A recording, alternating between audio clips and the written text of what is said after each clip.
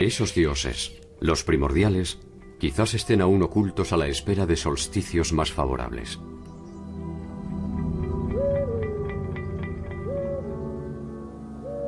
No sabemos si volverán, ni si estarán con nosotros cuando lleguemos al final del camino. Sí sabemos, al menos, desde dónde vienen. Para algunos, los olmecas son la raíz de todas las grandes culturas mesoamericanas, incluso la maya.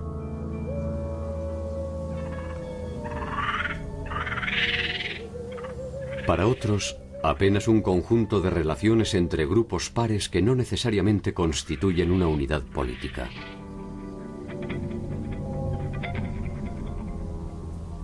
Olmeca es una palabra de origen náhuatl que quiere decir la gente que vive donde crecen los árboles de hule. Tiene la misma raíz que oli, movimiento, y que hule, que es el producto con el cual se hace la pelota para el juego. Los olmecas se desarrollaron en el sur de Veracruz y en el este de Tabasco, en lo que es la principal cuenca hidrológica de la República Mexicana. Ahí va el río Sumacinta, el río Grijalba, el río Coatzacoalcos, el río Papaloapan. No sabemos cómo se llamaban a sí mismos, porque hacia 500 antes de nuestra era prácticamente habían desaparecido. El fenómeno olmeca podemos ubicarlo entre 1200 antes de Cristo y 500 antes de Cristo. En este momento, este pueblo dejó de ser una sociedad tribal para volverse una sociedad estatal, dejó de ser una sociedad aldeana para surgir las primeras expresiones urbanas de Mesoamérica. Durante ese lapso, la cerámica, la escultura, la ciencia matemática, la astronomía, la arquitectura y las primeras formas de urbanización compleja tuvieron un desarrollo que de alguna u otra forma está presente en todas las culturas que le sucedieron.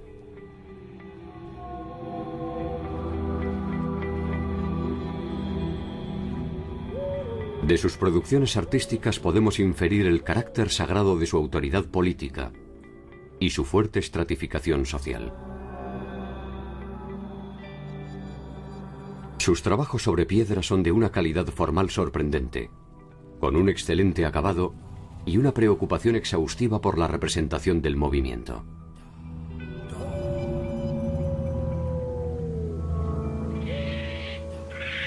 Queda aún mucho por saber acerca de los olmecas, tal vez porque cada hallazgo no hace más que abrir una nueva bóveda de misterios.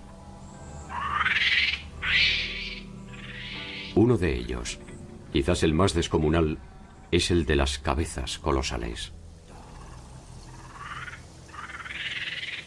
Ningún otro pueblo de América hizo esculturas del tamaño de los olmecas. Tenemos las famosas cabezas colosales, de las cuales conocemos 17 de estas. Algunas llegan a pesar hasta 20 toneladas y proceden de yacimientos de canteras que pueden estar hasta más de 100 kilómetros de la zona donde se dedicaron.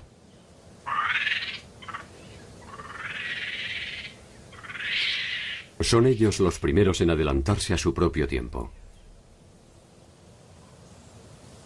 Una sociedad aldeana que comienza a establecer un sistema de creencias que habrá de perdurar hasta el día de la fecha.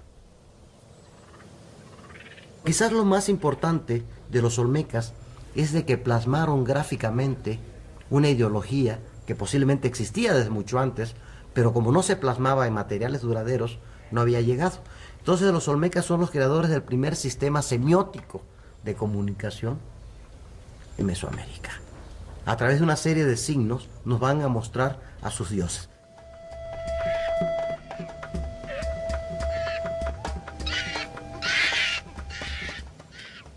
Sus memorias de piedra guardan los secretos del significado y los motivos de su realización. Se presume que fueron desplazadas gracias al aprovechamiento de los cauces de agua y fundamentalmente a las crecidas de los ríos.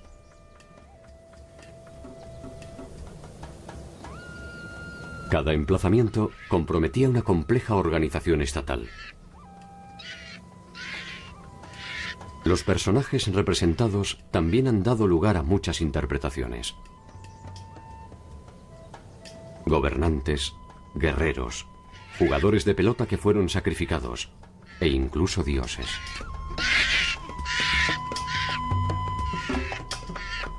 Su presencia la tenemos en toda Mesoamérica. En todas partes encontramos objetos olmecas. Por eso se piensa que es el cimiento con el cual crecieron todas las demás culturas mesoamericanas.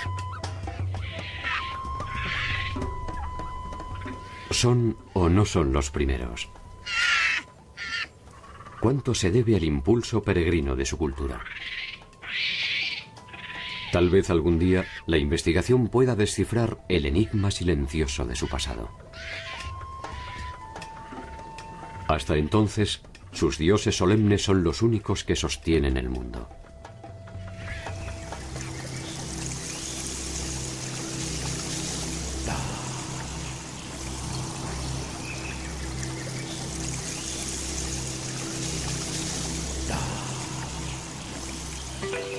Para los mesoamericanos el mundo se había destruido 4 veces antes del tiempo presente. Cada una de estas eras históricas estaba identificada con el nombre de un sol. El quinto de estos soles es el que todavía nos ilumina. Y fue puesto en marcha por el mismísimo dios Quetzalcóatl en la ciudad de Teotihuacán, que es, según estas creencias, la madre de nuestro propio tiempo. La Cuenca de México era un lugar de ocupación humana desde épocas muy remotas, antes de la llegada de los aztecas y de los grupos que se asentarían después y se desarrollarían en esta zona. Había sido escogida por los primeros grupos agrícolas aldeanos de Mesoamérica de la zona central por la riqueza de sus suelos. Muchos de estos grupos campesinos, presionados por la densidad demográfica en la parte sur del valle, salieron de la cuenca y ocuparon el valle anexo, que fue Teotihuacán, y se dio el desarrollo de esta gran civilización teotihuacana en el periodo clásico.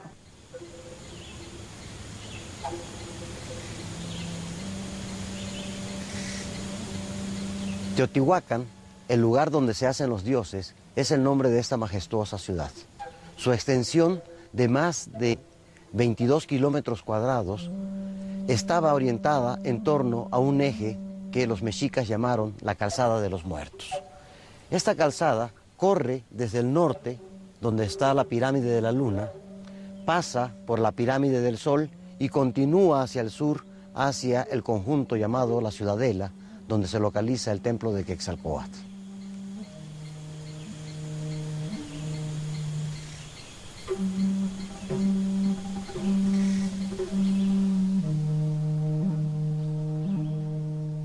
El templo de Quetzalcóatl es una estructura construida bajo los patrones clásicos de la arquitectura teotihuacana. Fue descubierto en los años 40 en perfecto estado de conservación, gracias a que sobre él los teotihuacanos habían construido otro templo.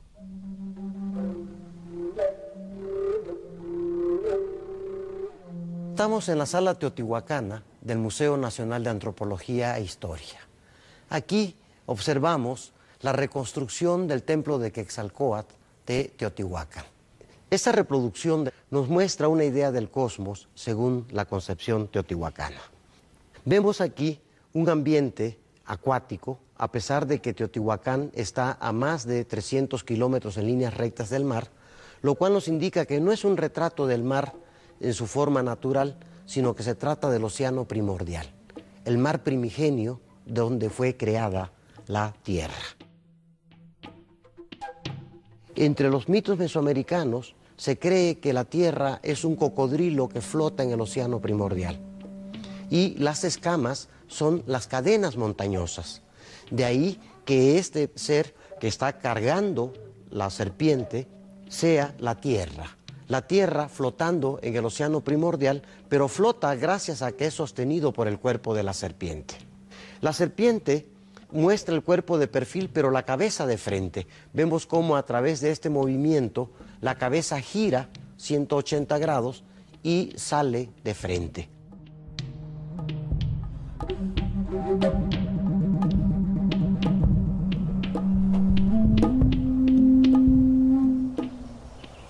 Recientes excavaciones en este templo han puesto también de manifiesto su uso como un sepulcro de una serie de más de 80 cautivos que fueron sacrificados para conmemorar la erección del edificio.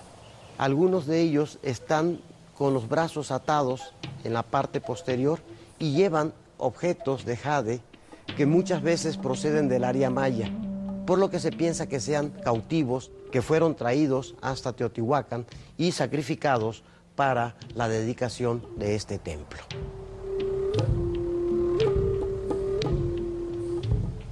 El templo de Quetzalcóatl es una referencia ineludible para entender la dinámica teotihuacana. Conviven en él una sofisticada arquitectura, la devoción a sus dioses, una manera de ver el mundo, objetos exóticos y sacrificios humanos. Es decir, ciencia, espíritu, orden, diversidad y poder.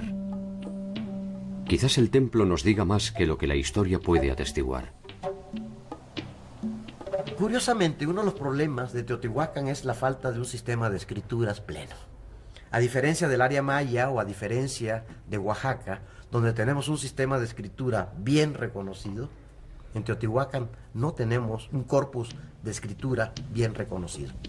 Entonces, como no tenemos estos textos, no tenemos referencia de sus gobernantes. En el área maya tenemos perfectamente identificadas las genealogías. Quién es el papá y quién es el hijo y cuántas generaciones gobernaron, si es el hijo mayor, si es el hijo menor, todo nos lo dicen los textos jeroglíficos. Y además, tanto en el área maya como en Oaxaca, se han explorado tumbas reales, tumbas de gobernantes. Sin embargo, en Teotihuacán no tenemos la escritura, no tenemos los nombres de los gobernantes, no tenemos tumbas reales y pone en duda si hubo un poder central en una sola persona o si bien fue una confederación de sacerdotes los que administraban esta ciudad.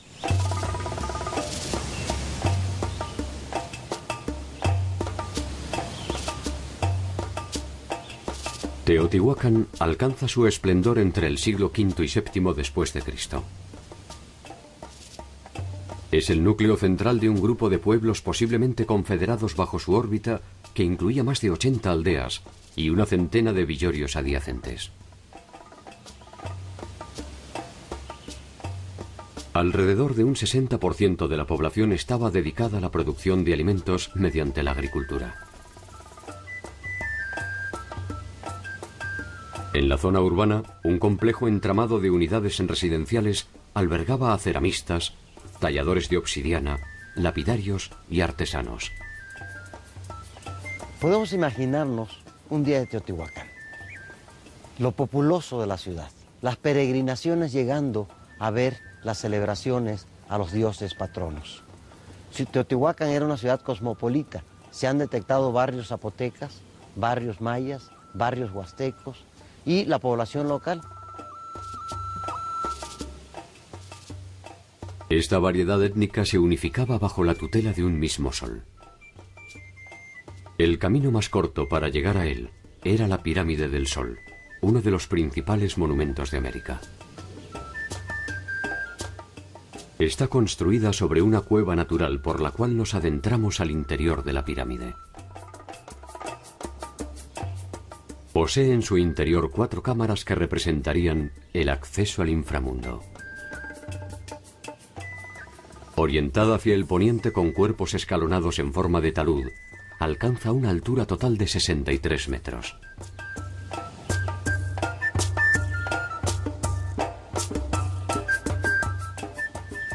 La pirámide de la Luna, a espaldas del Cerro Gordo, es el eje sobre el cual se trazó la calzada de los muertos.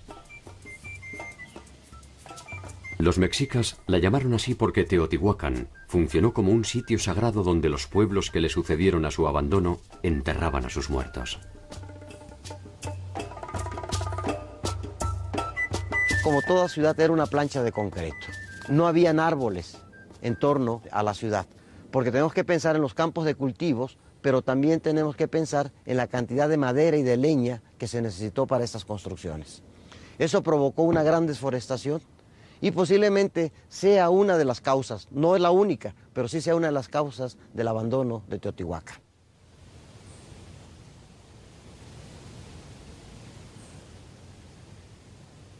Hacia el año 700 después de Cristo, la ciudad que según las escrituras fue la que dio origen a los hombres, se perdió irremediablemente abandonada por sus pobladores.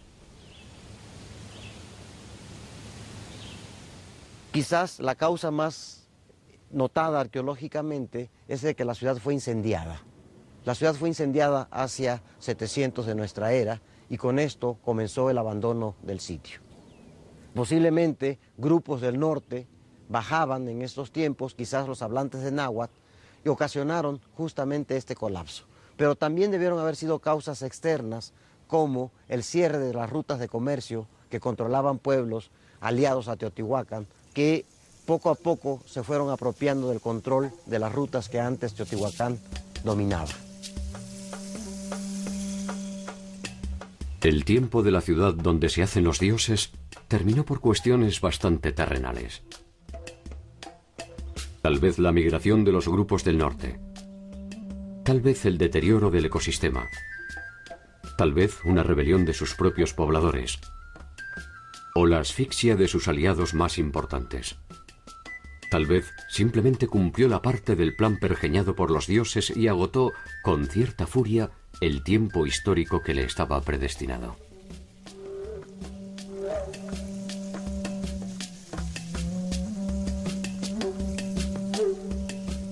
Uno de los tantos barrios teotihuacanos era de origen zapoteca. Los teotihuacanos se dispersaron con el fin de la ciudad. Los zapotecas atravesaron el sinuoso derrotero del tiempo para llegar a nuestros días.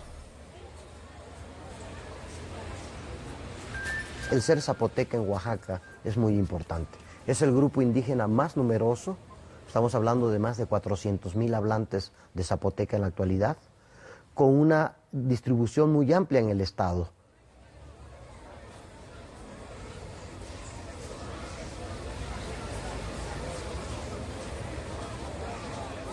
Sin duda, este pueblo, de gran tenacidad cultural, ha creado un fenómeno interesante en casi todo Oaxaca, que es la zapotequización. Aunque muchos pueblos hablan su lengua específica, la vestimenta copian a las mujeres zapotecas.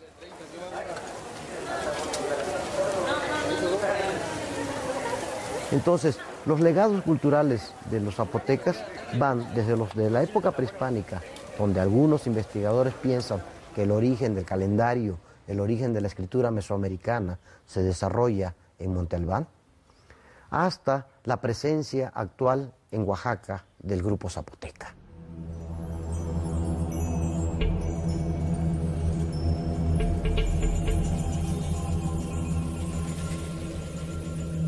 El Valle Central de Oaxaca es el escenario donde se desarrollan un sinnúmero de culturas interrelacionadas, que encuentra su momento de esplendor en Monte Albán.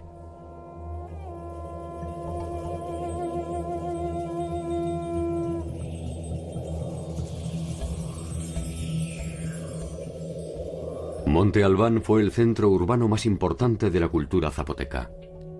Allí llegaron a habitar más de 30.000 personas.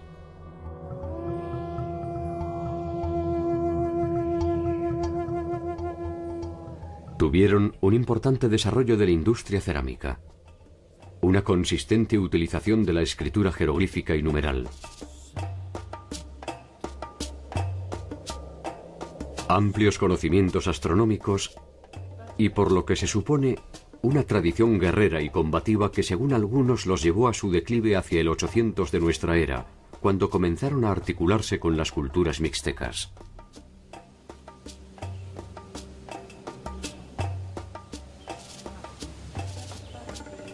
En Monte Albán utilizaron complejos y rigurosos ritos funerarios con enterramientos múltiples que incluían sofisticados atavíos para los muertos.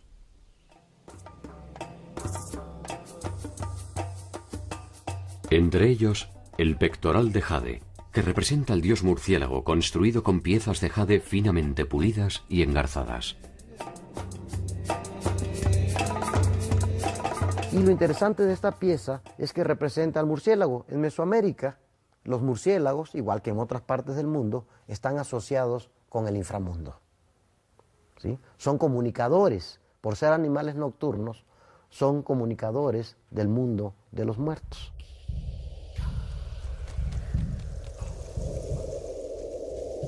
La comunicación entre el mundo de los vivos y el de los muertos es un tema central de las sociedades mesoamericanas y ha definido sus relaciones no solo en el aspecto espiritual, sino también en el ámbito social y fundamentalmente político. En Monte Albán se encuentra un complejo arquitectónico tan enigmático como inusual que se ha dado a conocer como Los Danzantes.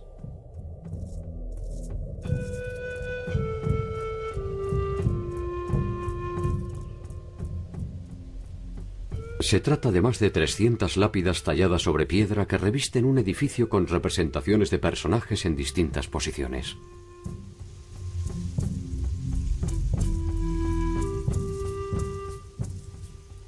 Uno de los programas más ambiciosos que hacen los zapotecas es un programa escultórico que se llama Los Danzantes. Mal llamado Los Danzantes porque realmente no son danzantes, se les llama danzantes porque tienen siempre posiciones contorsionadas, pero la verdad que ahora se ha interpretado más bien como una galería de cautivos.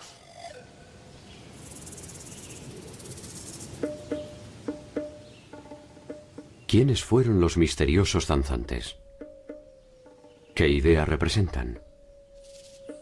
¿Por qué motivos fueron ubicados estratégicamente al pie del templo? Las respuestas a estas preguntas nos permiten avanzar sobre un retrato del verdadero poder de Monte Albán.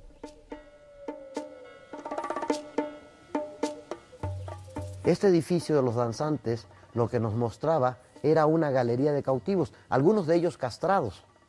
Los genitales están cortados y salen chorros de sangre en forma de flor.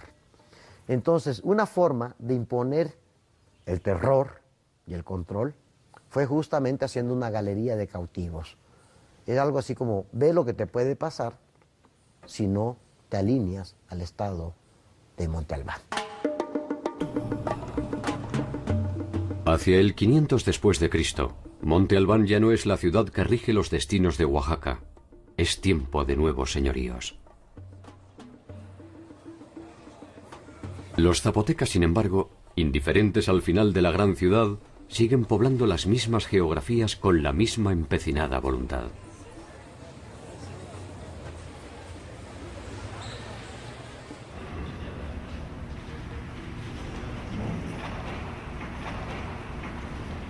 Los pueblos de Mesoamérica organizaron el cosmos al igual que el resto de los pueblos del mundo, en torno a un eje vertical que incluye el inframundo, el mundo de los muertos, el plano terrenal donde interactúan los humanos y el plano celestial donde viven los astros.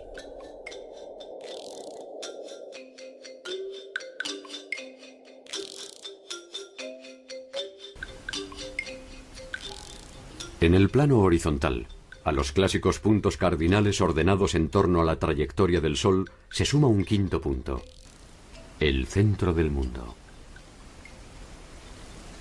En esta parte del centro se yergue el Axis Mundis, el árbol cósmico, el árbol de la vida, cuyas raíces van al inframundo, pero cuyas ramas van hacia el cielo. Entonces, este Axis Mundis es el principal medio de comunicación entre los tres niveles del cosmos. Los pueblos mesoamericanos, igual que muchos pueblos del mundo, comparten este sistema de creencias que son universales. Recordemos que el hombre americano no es originario de América. Si bien es cierto, llegó hace muy poco, no hace más de 50.000 años, pero cuando llega ya es Homo sapiens. O sea, 100, 200.000 años antes de que el hombre llegue a América ya hay todo el culto a los muertos. Entonces vamos a encontrar similitudes en los cultos funerarios mesoamericanos y los peruanos y los egipcios y los africanos y los chinos y los europeos, o sea, porque es una cosa que comparte toda la humanidad.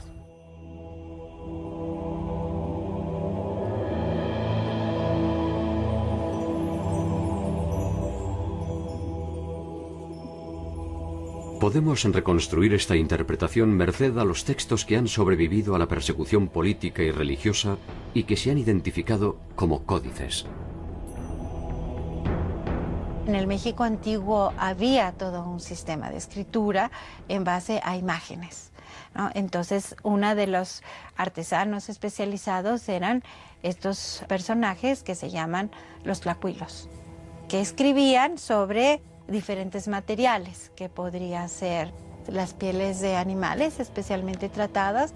Otro soporte sobre el cual se escribía era sobre los pliegos de papel amate, que ese es un papel muy característico del México antiguo, que es la corteza del ficus, y que eran largas tiras que se plegaban, diríamos nosotros, a manera de biombo.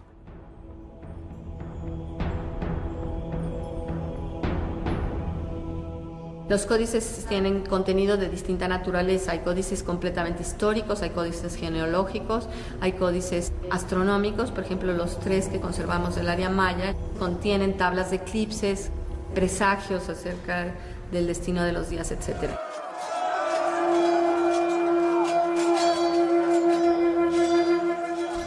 Muchos de ellos fueron destruidos durante la conquista, alegando el carácter idólatra de sus contenidos.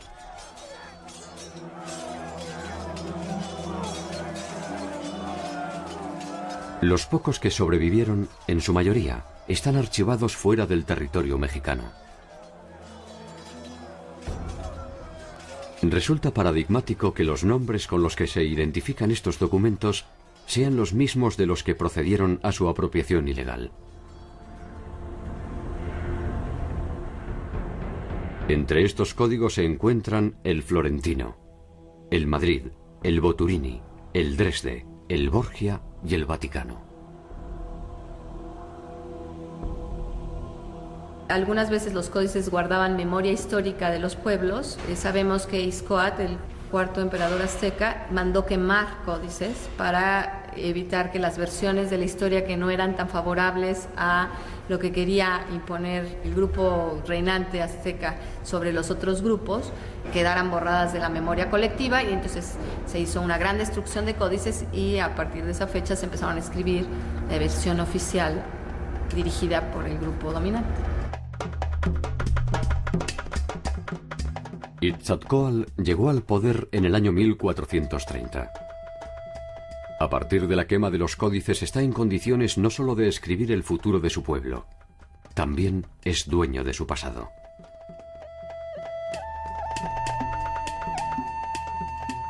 Esta aberración totalitaria es la que da origen a uno de los más célebres textos de la cultura azteca: la tira de la peregrinación. 188 años de historia mexica es la que contiene la tira de la peregrinación, conocida también como Códice Boturini. En él se narra la partida de los mexicas desde Aztlán, cuando aún eran vasallos, para seguir a su dios tutelar Huitzilopochtli en busca de la tierra prometida.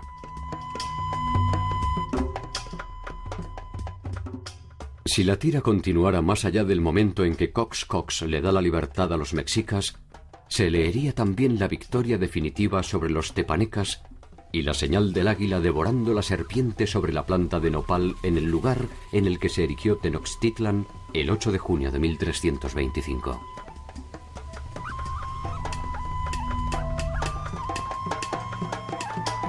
La ciudad de Tenochtitlan llegó a ser una de las maravillas del Nuevo Mundo.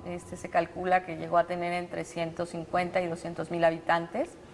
La ciudad fue construida sobre la base del islote, pero el islote resultó insuficiente para el crecimiento poblacional que llegaron a tener, y sobre todo para ser la capital de un gran imperio que se extendía por muchísimas regiones de Mesoamérica, y entonces le fueron ganando tierra al lago.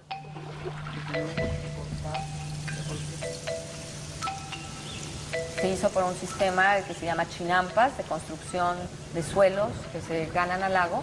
La ciudad tenía tanto calles construidas para circular como canales para las canoas. La ciudad como islote estaba unida a la tierra firme por medio de 4 grandes calzadas, y luego una gran calzada dique, de la cual es una obra de ingeniería mayor que hicieron los mexicas en la época ya de esplendor de su cultura. En estas calzadas dique había tramos en los cuales eran interrumpidos por huecos y se ponían puentes móviles, y entonces en casos de ataques militares se recogían estos puentes móviles y se podía así aislar la ciudad como un islote verdadero.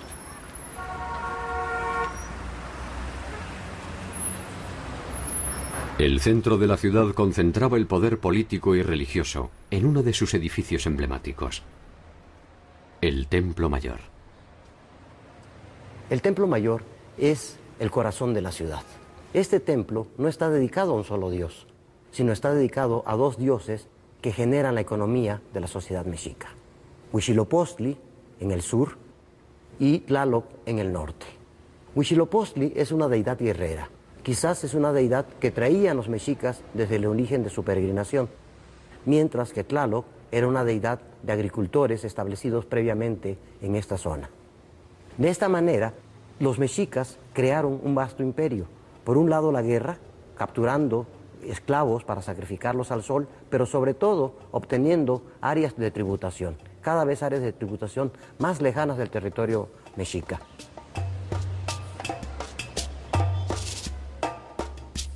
La grandeza de Tenochtitlan, su imponente aparato militar y la convicción de sus gobernantes a propósito de su destino no tardaron en llevar a la ciudad a un liderazgo regional que se consolidó mediante la formalización de lo que se conoce como la Triple Alianza.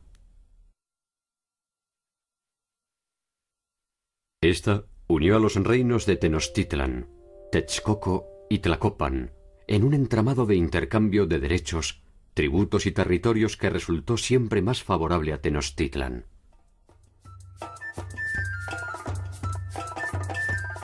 La compleja organización administrativa de los mexicas puede reconstruirse mediante el estudio de un documento conocido como Códice Moctezuma o Matrícula de Tributos. Entonces, ¿qué es la matrícula de tributo?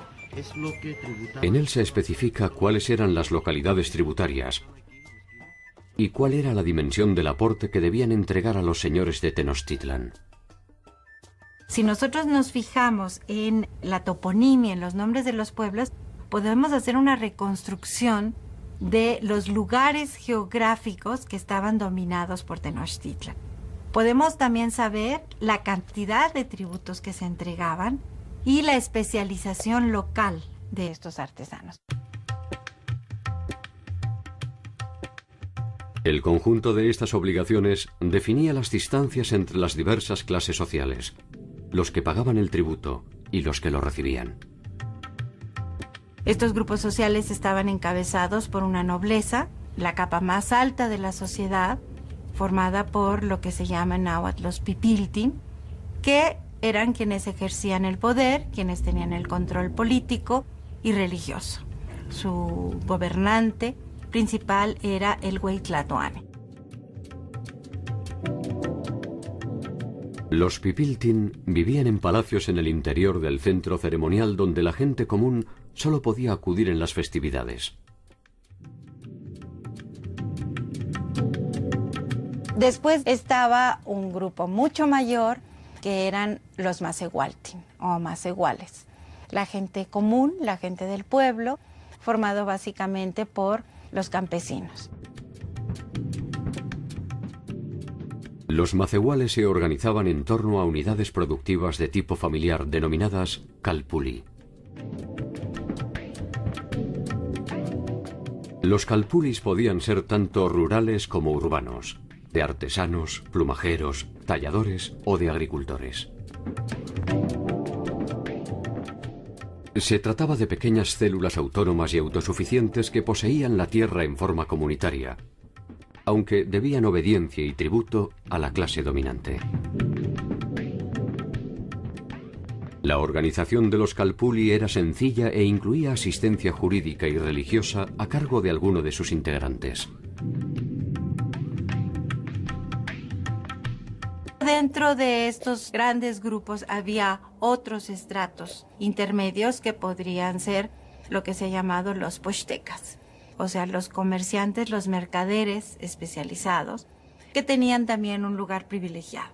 Y ellos eran quienes movían un buen número de mercancías desde el centro de México hasta lo que hoy es Chiapas, Guatemala, intercambiando productos que llevaban de las diferentes fronteras hacia el centro de lo que ahora es la Ciudad de México.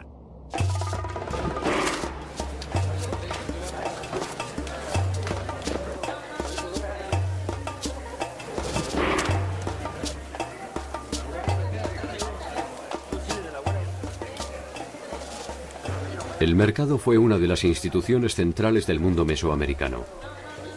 Alimentos, bebidas, vestimentas, canoas y ornamentos se intercambiaban entre los pobladores, definiendo la dinámica interna de la sociedad. Se dice que el mercado de Tlatelolco podría albergar varias decenas de miles de comerciantes y que el bullicio de su actividad podía ser ensordecedor. Esta actividad, como todas las que se realizaban en Tenochtitlan, estaba regulada por el Estado, que fijaba los términos de los intercambios. Las travesías que hacían estos especialistas sí eran atacados en los caminos que recorrían por algún señor local. Esto implicaba definitivamente una declaración de guerra.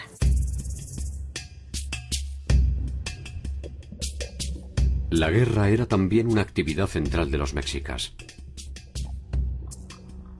No solo desde el punto de vista estratégico y político, sino porque a partir de ella se obtenían los prisioneros que iban a ser sacrificados para mantener al sol en constante movimiento.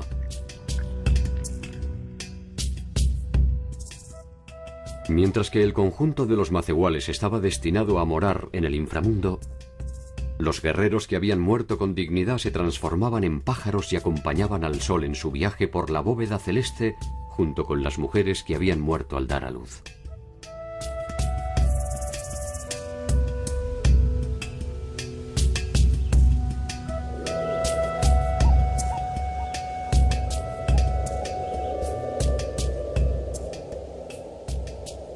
La importancia de la muerte y las circunstancias en las que ésta se producía ha dado origen a un sinnúmero de interpretaciones acerca de las características de la sociedad mesoamericana.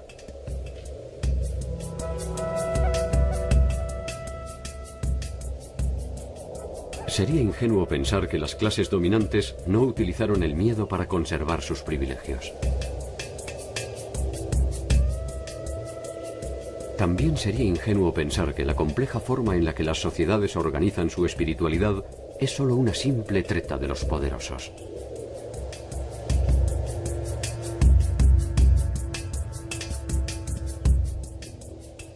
El inventario de atrocidades de la especie humana no ha dejado de perseguirnos hasta el día de la fecha.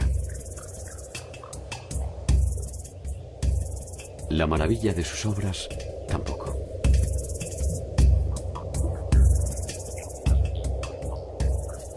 Las sociedades mesoamericanas fueron complejas y diversas. Su destino no fue diferente al de tantos otros imperios que en vano intentaron consagrarse a la eternidad.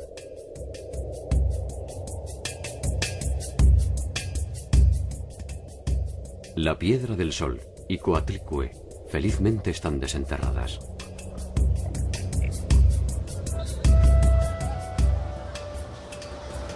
Mal que nos pese, no es nuestro derecho ocultar una u otra para ofrecer una versión conveniente del pasado. Ese pasado, que no es más que un mandato de volver una y otra vez sobre nuestros pasos, hasta el día en que inexorablemente el último de los soles se detenga definitivamente.